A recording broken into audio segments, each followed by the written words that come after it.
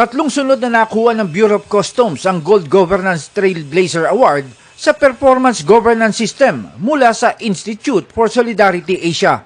Mula sa first stage na initiation stage, sa sumunod na compliance stage at ang pinakahuli ay sa proficiency stage matapos ang kanilang revalida kamakailan. Inamin ni Customs Commissioner Ray Guerrero na lang italaga siya ni Pangulong Duterte sa posisyon noong 2018, alam niya kung anong malaking hamon ang kanyang kaharapin. Kilala ang Customs Bureau sa mga ahensya ng pamahalaan na matindi ang pangangailangan na mabago ang imahe. Transformation is the single biggest, most ambitious, and most powerful goal any organization can aspire for. It is also the most profound and life-changing.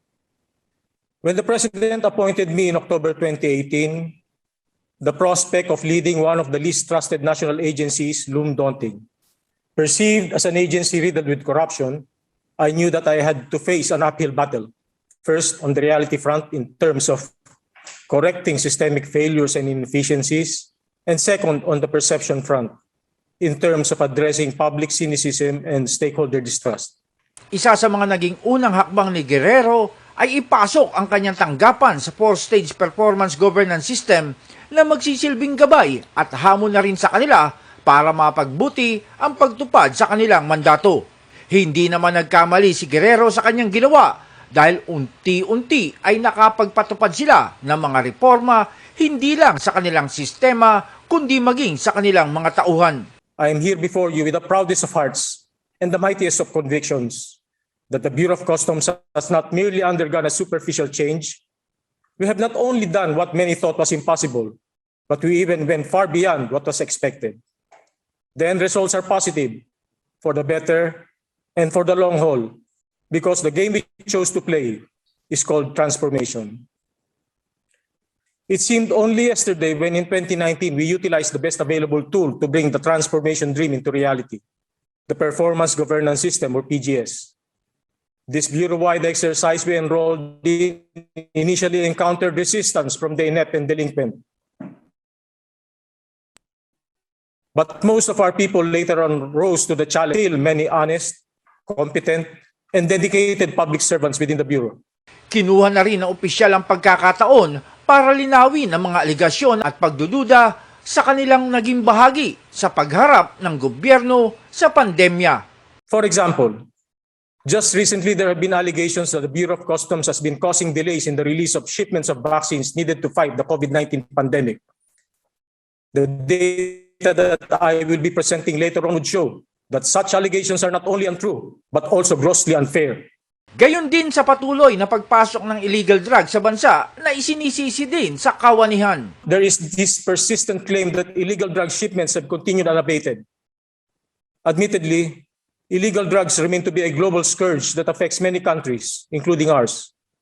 But our figures will show that major accomplishments have been made in illegal drug interdiction, particularly at customs border points. To say, therefore, that the smuggling of illegal drugs is being allowed through our customs border points is not only false, but clearly without evidence. Binanggit din ito, maganda ang ibinunga ng mga ikinasa nilang reforma sa kanilang sistema, maging sa pag-iisip at pananaw ng kanilang mga tauhan. Our transformation program is two-pronged. First is the modernization of the Bureau of Customs through systems improvement and automation. And second is the values reformation of our people. Let me now show you how far we have come and how deeply we have imbibed the PGS in our journey to proficiency. The steps we took have helped us significantly improve our performance in revenue collection, trade facilitation, and border protection. On trade facilitation, the World Bank Doing Business Report 2021 shows that the Philippines' overall ranking in doing business improved from 95 in 2020 to 90 in 2021. Furthermore, the country's ranking in trading across borders also improved from 113 in 2020 to 105 in 2021. Echoing this achievement is the recent UN Global Survey, which spotlighted the Philippines' success in implementing trade facilitation measures by giving it a rating of 86.02%, garnering 100% scores in the transparency and formalities categories. Our score in paperless trade also improved from 77.78% in 2019 to 85.19% in 2021. These achievements were made possible through the automation of frontline transactions, which is a priority program of the Bureau. From a baseline of 38%, the Bureau of Customs has now automated 72.97%, or 108 of its 140 external and internal. The Bureau was not only able to improve trade facilitation, but was also able to remove a traditional source of corruption in the agency. Our efforts in trade facilitation also include regular exchanges with international partners and organizations, and compliance to international commitments and obligations. Also providing a big boost to our trade facilitation are our customer care centers in the 17 major ports. These centers allowed uninterrupted processing of shipments even during the pandemic. At sa ikatlong pagkakataon nga, natanggap ng Bureau of Customs ang pinakamataas na pagkilala. Signifies their advancement into the PGS. And this is already an achievement on its own, especially given the situation we are currently in. And we at ISA laud their efforts implementing the PGS during these unprecedented times. But more than that, we are pleased to announce that the Bureau of Customs is also a Gold Trailblazer awardee. Congratulations, Bureau of Customs. At dahil sa bagong pagkilala sa mga ginagawa nilang reforma sa kawanihan, hindi napigilan ni Guerrero na maging emosyonal. Clearly, sir, this is testament and a recognition of the hard work, the dedication, the sweat and the tears put into by the good men and women of the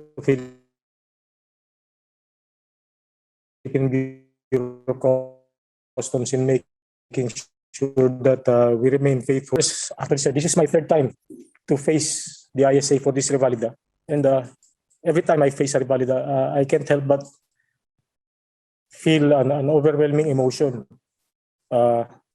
especially knowing that there are distinguished members of society who not only uphold the best ideals about good governance, but also recognize the hard work and the desire of good employees in government to actually do better and to deliver good service to our people.